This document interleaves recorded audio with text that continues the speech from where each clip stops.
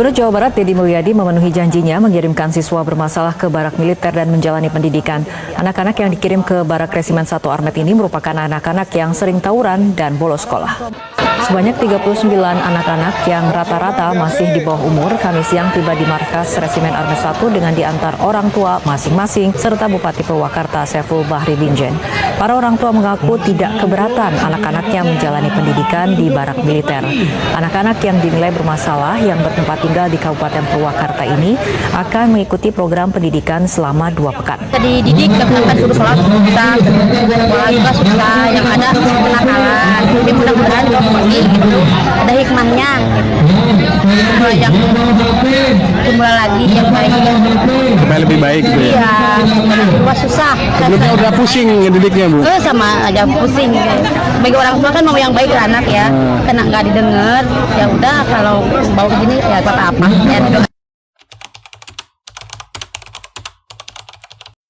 Assalamualaikum warahmatullahi wabarakatuh. Perkenalkan, nama saya Adelia Putri. Saya merupakan mahasiswi pendidikan sosiologi Fakultas Ilmu Sosial Universitas Negeri Jakarta. Kali ini saya akan membahas mengenai suatu isu atau fenomena yang sedang viral atau yang sedang ramai diperbincangkan di Indonesia saat ini, yang tentunya akan saya analisis lebih lanjut dengan menggunakan pemikiran-pemikiran dalam sosiologi kepemudaan. Pada kesempatan kali ini saya akan membahas mengenai salah satu kebijakan pemerintah suatu daerah dalam menangani fenomena kenakalan remaja. Jadi ada salah seorang gubernur, tepatnya Gubernur Jawa Barat yang bernama Bapak Deddy Mulyadi atau yang kerap kita sapa Kang Deddy Mulyadi atau KDM di akun sosial medianya. Nah, beliau ini membuat suatu cetusan atau suatu usulan gitu untuk menangani fenomena kenakalan remaja dengan cara memasukkan para remaja-remaja yang mengalami penyalahgunaan ini ke dalam barak milik TNI. Nah, tujuan dari kebijakan tersebut adalah untuk membina para remaja yang terlibat dalam kenakalan remaja seperti tawuran, geng motor, hingga penyalahgunaan narkoba agar dapat membentuk individu remaja yang lebih baik lagi, individu yang lebih disiplin, bertanggung jawab, dan juga nasionalis. Namun, dari adanya kebijakan tersebut, ini tuh menuai berbagai macam kontroversi gitu, karena pendekatan yang digunakan itu bukan menekankan ke aspek koersif.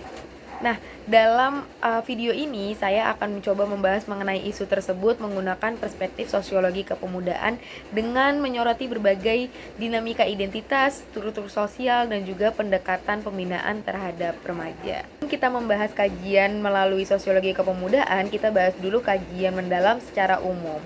Jadi ada seorang pengamat kebijakan pendidikan dari Universitas Pendidikan Indonesia sekaligus Dekan Fakultas Pendidikan Ilmu Pengetahuan Sosial UPI, Bapak Cecep Darmawan. Beliau mengatakan bahwa niat baik Bapak Deddy Mulyadi ini tuh harus terus serta membenahi pendidikan karakter di Indonesia dan patut dihargai dan juga diapresiasi. Namun sebelum diimplementasikan mestinya harus ada pengkajian terlebih dahulu yang lebih komprehensif. Kebijakan itu harus berbasis hasil riset dan juga kajian. Nah, beliau menyarankan bahwa sebaiknya Bapak Deddy Mulyadi terlebih dahulu membentuk sebuah tim untuk mengkaji idenya. Nah, tim-tim tersebut itu mewakili berbagai pemangku kepentingan di bidang pendidikan, mulai dari unsur dinas pendidikan, perguruan tinggi, dokter, psikolog, guru bimbingan konseling, tokoh adat, hingga TNI dan juga Polri. Nah, tim tersebut itu bertugas untuk masak atau memikirkan secara matang terkait program pembinaan untuk mengatasi kenakalan siswa di Jawa Barat. Nah, nantinya disusun kurikulumnya dan juga ditentukan juga bagaimana sistem pembinaannya, tempat pembinaannya, dan lain-lainnya. Nah, semua itu harus diatur dan dituangkan dalam kebijakan birokrasi sehingga ada dasar hukumnya. Oke, sekarang kita bahas dari sisi sosiologi kepemudaannya. Nah, pertama, dalam kajian sosiologi kepemudaan, remaja ini tuh dipahami sebagai kelompok sosial yang sedang mengalami masa transisi dari anak-anak menuju dewasa. Nah, masa ini tuh kerap diwarnai oleh pencarian jati diri, ketidakstabilan emosi, serta pergeseran nilai dari keluarga ke kelompok teman sebayanya.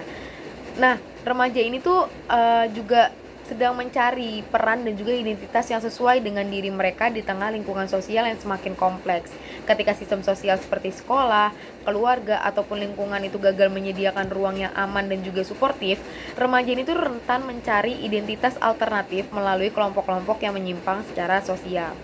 Nah, kenakalan remaja dalam bentuk tawuran, konsumsi narkoba, hingga keterlibatan dalam geng motor tidak selalu lahir dari keinginan untuk merusak tatanan sosial. Sebaliknya, perilaku tersebut itu seringkali merupakan bentuk ekspresi dan juga alienasi sosial, frustasi struktural, dan juga pencarian eksistensi dalam sistem yang dianggap menekan atau tidak relevan bagi mereka.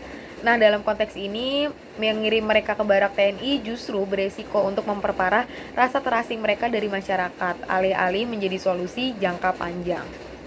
Melalui teori subkultural dalam sosiologi, seperti yang dikemukakan oleh Albert Cohen maupun Cloward Ohlin, yang menjelaskan bahwa kenakalan remaja dapat dipahami sebagai reaksi terhadap kegagalan mereka mengakses kesempatan yang legal untuk meraih status sosial. Nah, remaja dari latar belakang kelas menengah ke bawah ini sering merasa tertinggal oleh sistem pendidikan yang elitis dan dunia kerja yang eksklusif. Akibatnya, mereka menciptakan subkultural tersendiri seperti geng atau komunitas jalanan yang memberikan pengakuan rasa solidaritas dan juga identitas sosial. Dengan kata lain, tindakan menyimpang ini tuh bukan semata-mata karena kurang disiplin, tetapi karena adanya ketimpangan struktural yang tidak terselesaikan. Nah, solusi berupa pembinaan militer di barak TNI itu tuh tidak menyentuh akar dari persoalan ini. Bahkan, alih-alih menyembuhkan, pendekatan tersebut bisa menciptakan trauma psikologis dan juga memperkuat siklus kekerasan struktural. Nah, selanjutnya yaitu dilihat dari militerisasi remaja dan juga peran negara. Langkah negara yang cenderung menyikapi kenakalan remaja dengan pendekatan militeristik mencerminkan logika represif dalam menghadapi masalah sosial.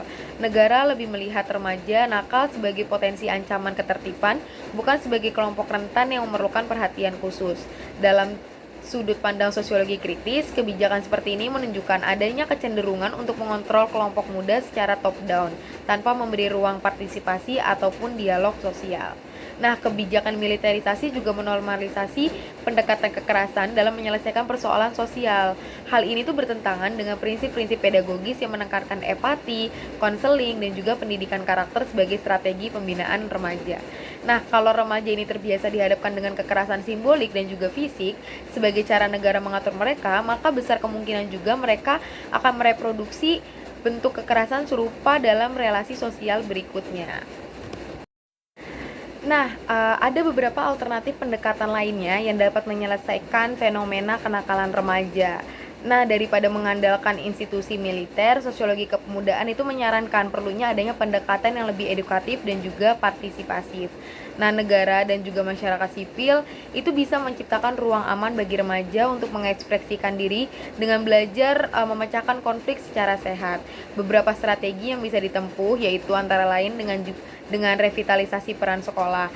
Jadi sekolah ini tuh sebagai tempat sosialisasi dan juga nilai-nilai damai dan juga dialog.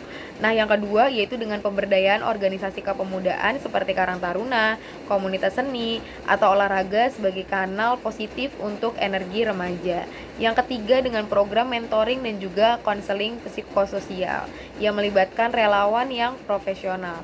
Nah, yang terakhir yaitu pelibatan remaja dalam musyawarah desa ataupun forum publik agar mereka merasa dilibatkan nih dalam proses pengambilan keputusan. Nah, dengan pendekatan semacam ini remaja tidak hanya dibina tapi juga diberdayakan sebagai subjek yang berdaya dalam proses sosial.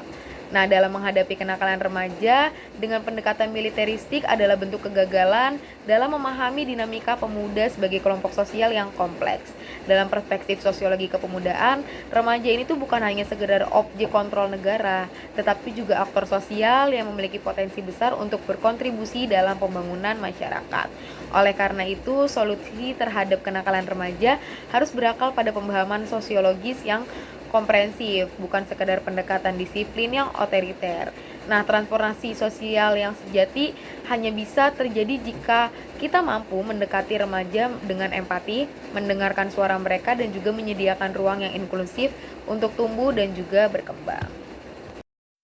Nah, mungkin itu tadi analisis yang dapat saya sampaikan terkait dengan fenomena kenakalan remaja yang dikaitkan dengan salah satu kebijakan yang dicetuskan oleh Gubernur Jawa Barat, yaitu Kang Deddy Mulyadi, dengan kebijakan mengirim anak-anak nakal atau remaja-remaja yang bermasalah ke dalam barak TNI. Mungkin itu saja yang dapat saya sampaikan, kurang lebihnya mohon maaf. Wassalamualaikum warahmatullahi wabarakatuh.